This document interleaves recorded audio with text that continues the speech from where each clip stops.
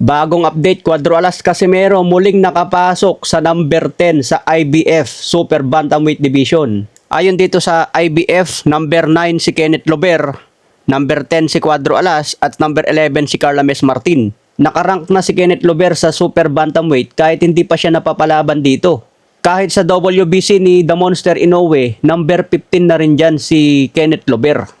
Kailangan na lang ni Lober ngayon lumaban sa Super Bantamweight at laging panalo para mas umangat pa ang kanyang rankings. Dalawang titulo ni Inoue, nandyan na si Casimero, number 4 sa WBO, number 10 sa IBF. Kaya kung magkaroon ng voluntary defense si Inoue, pwede na niyang piliin si Casimero ngayon. Pero nakadepende pa rin yan sa promoter ni Inoue kung papalagan nila si Cuadro Alas.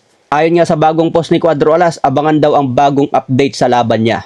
Samantala, Christian Pete Laurente nakapasok na rin po sa top 15 ng IBF sa lightweight division. Ang champion po dyan sa IBF lightweight si Raymond Moratalla, habang number 6 naman dyan si Mark Magsayo.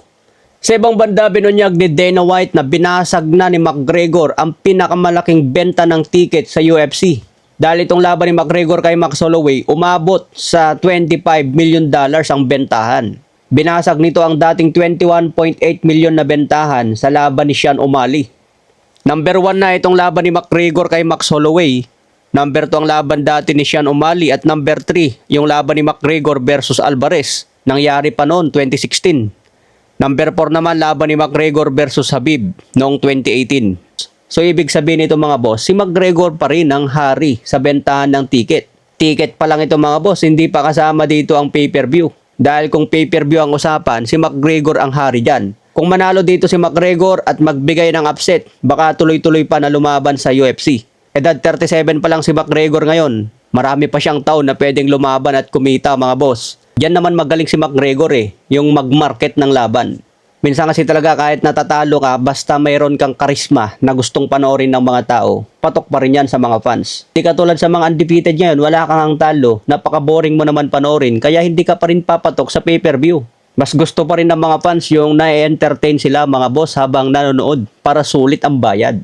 Tignan nyo si Manny Pacquiao, hindi naman siya trash talker, humble lang. Pero kapag lumaban, entertaining fight. Kaya pinapanood pa rin ang laban niya.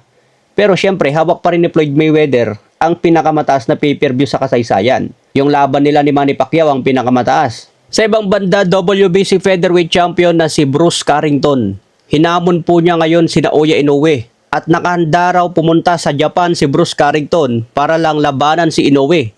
Lahat ng champion na gustong pumalag kay Inoue gusto nilang dayuhin sa Japan mga boss. At susunod na dyan si Jesse Bam Rodriguez. Dadayuhin daw niya si Inoue sa Japan at doon sila magpukpukan. Kaya ibang klase talaga si Inoue mga boss. Siya ang dinadayo ng mga world champion. Kaya abangan natin yan kung matuloy ang Inoue at Bruce Carrington.